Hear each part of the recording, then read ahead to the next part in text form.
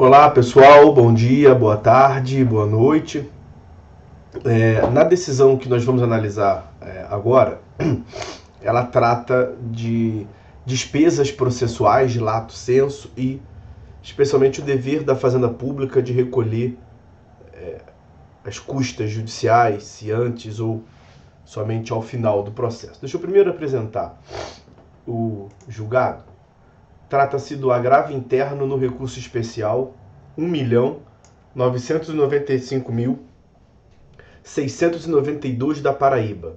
Aginte no RESP 1995692. E aí, como de costume, na descrição desse vídeo, os senhores vão encontrar a referência completa do julgado e a ementa que já foi publicada, bem como outras informações que se fizerem necessárias para a compreensão do julgado. O que nós tivemos aqui em relação ao aspecto fático dessa controvérsia jurídica?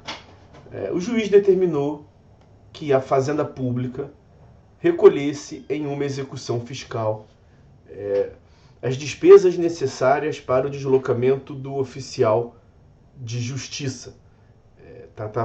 Tratava-se de uma execução fiscal, tendo a Fazenda Pública como credora do crédito tributário, e ela juizou, portanto, a execução fiscal, e o juiz reconheceu a impossibilidade de se praticar a citação pela via postal, determinou a realização por meio do oficial de justiça e que a Fazenda Pública adiantasse os valores necessários para o deslocamento do oficial de justiça. A Fazenda Pública se insurgiu contra esse dever de antecipação e a questão chegou até o STJ.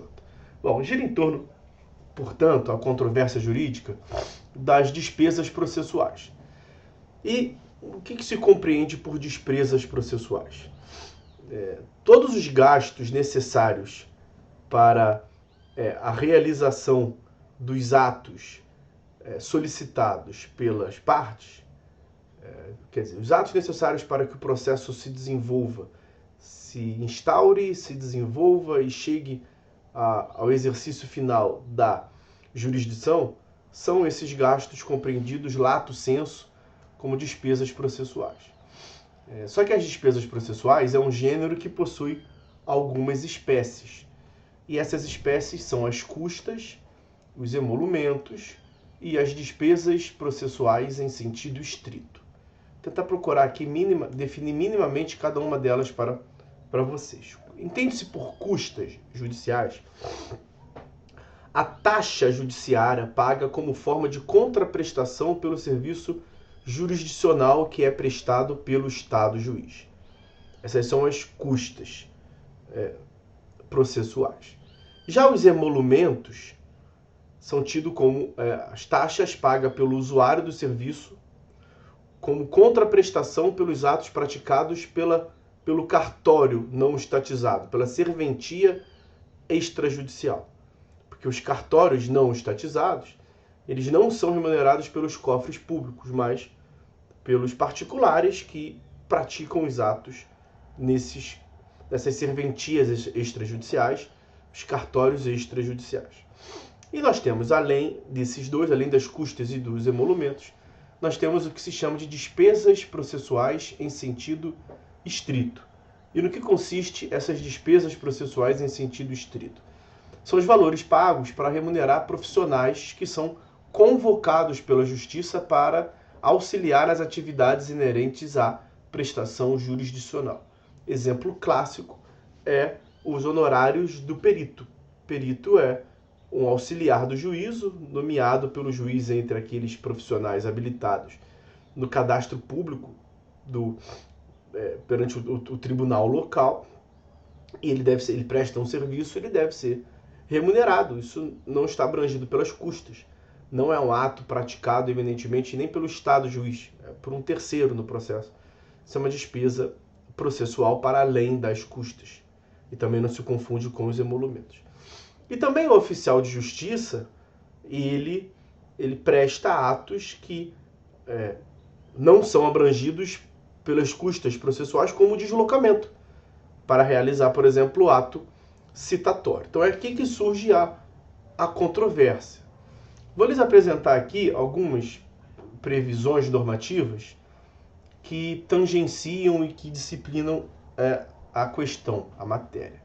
Como regra geral, nós temos o artigo 82 do CPC, que prevê que compete às partes antecipar, custear, prover as despesas dos atos que elas, partes, realizarem ou requererem no processo. Há um dever, portanto, de antecipação do valor devido. E se essa parte que antecipou o pagamento, ela for a vencedora, ao final do processo ela vai ser ressarcida por essas despesas que ela efetuou pela parte vencida.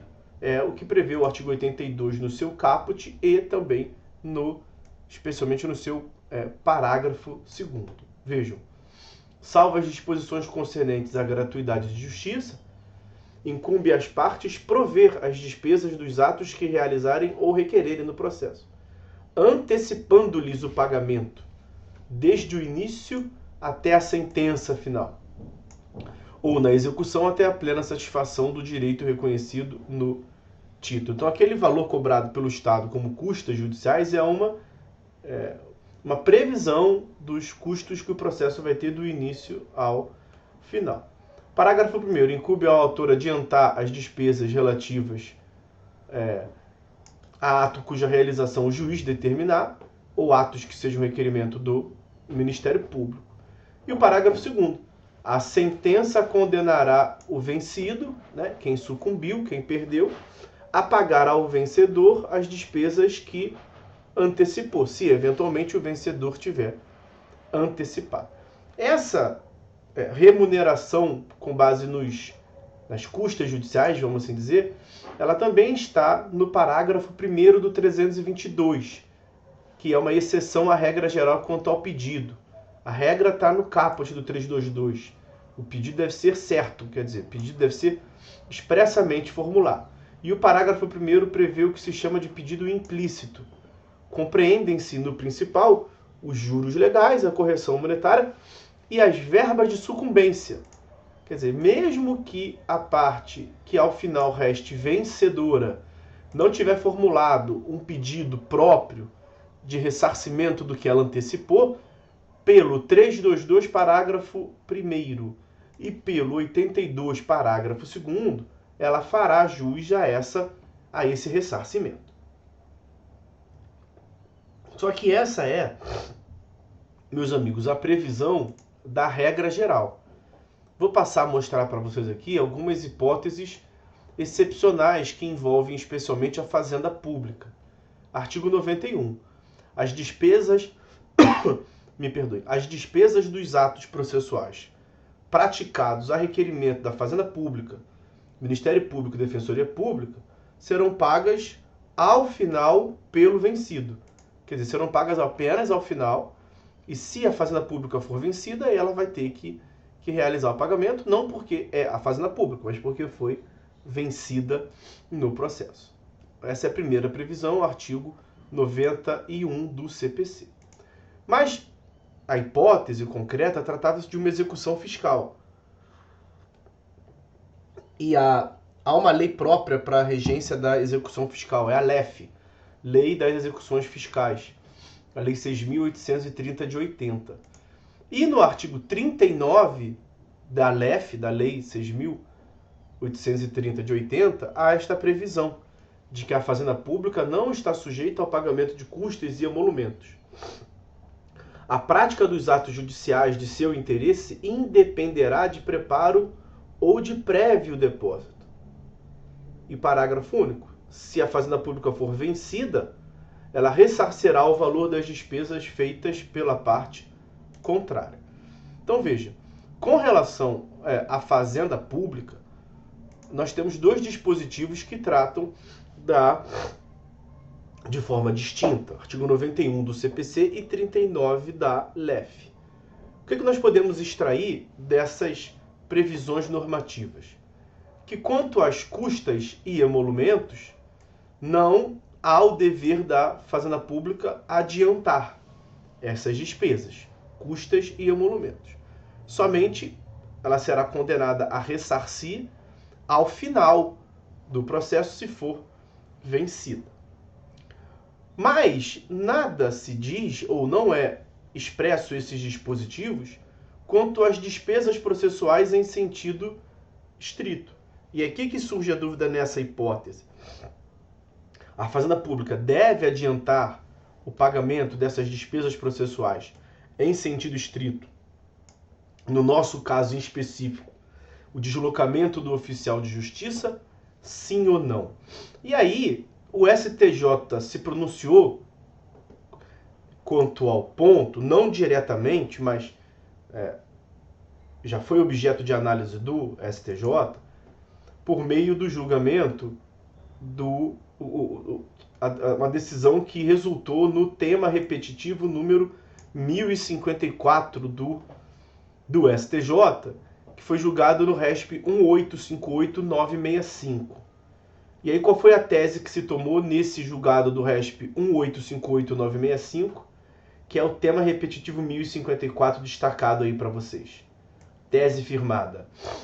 A teor do artigo 39 da Lei 6.830 de 80, esse que acabamos de ver, da LEF, a Fazenda Pública exequente, no âmbito das execuções fiscais, está dispensada de promover o adiantamento de custas relativas ao ato citatório, devendo recolher o respectivo valor somente ao final da demanda, acaso resulte vencida. Esse tema repetitivo, essa tese do artigo 1054, se aplica na nossa hipótese aqui? E a resposta, a conclusão a qual chegou o STJ é a de que não. Porque nesse caso, não se discutia despesa relacionada à citação postal, mas discutia-se gastos do oficial de justiça. Então, nos casos em que a execução, em que a citação do executado não possa ser realizada pela via postal, quando houver necessidade da realização por oficial de justiça, o entendimento é de que as despesas necessárias para o deslocamento do oficial de justiça para a prática do ato citatório não se enquadram nas espécies de custa nem de emolumento. São as despesas processuais em sentido estrito. O STJ afirmou que a sua natureza jurídica é de remuneração de terceiras pessoas acionadas pelo aparelho jurisprudencial. Então, a definição, a classificação jurídica segundo o STJ dos custos, não vou falar custos para não confundir. As despesas do oficial de justiça quanto ao seu deslocamento tem a classificação jurídica de remuneração de terceiras pessoas acionadas pelo aparelho jurisdicional. Isso foi definido no RESP 1.036.656 de São Paulo. RESP 1036656. Então, não se aplica a tese fixada no RESP 1858965 de São Paulo, que prevê que a Fazenda Pública não deve adiantar as custas do ato citatório. Mas no RESP 1036656 também de São Paulo, o STJ definiu que as despesas dos deslocamentos do oficial de justiça não são custas de ato citatório, mas, como eu já lhes disse e repito, são remuneração de terceiras pessoas acionadas pelo aparelho jurisdicional. Então, não estão abrangidas essas despesas de deslocamento na isenção de que trata o artigo 39 da LEF, devendo, portanto, a Fazenda Pública realizar o depósito de modo adiantado da quantia correspondente. Quer dizer, em síntese, as custas com ato citatório estão abrangidas na isenção da Fazenda Pública. Se for expedida uma citação postal, a Fazenda Pública não precisa adiantar. Artigo 91 do CPC, artigo 39 da LEF. Agora, para realizar o ato citatório através de um terceiro, através do oficial de justiça, os custos do deslocamento devem ser adiantados. Então, qual foi a conclusão a qual, nesse julgado de agora, agravo interno no RESP 1995692, qual foi a conclusão a qual chegou o STJ? A isenção prevista em favor da Fazenda Pública no artigo 39 da LEF não pode ser estendida às despesas com o deslocamento dos oficiais de justiça para a prática do ato citatório. Ok? Então, meus amigos, essas as considerações que eu queria fazer nesse nosso encontro de hoje, nesse julgado de hoje. Por hora é só, fiquem todos com Deus e até a próxima.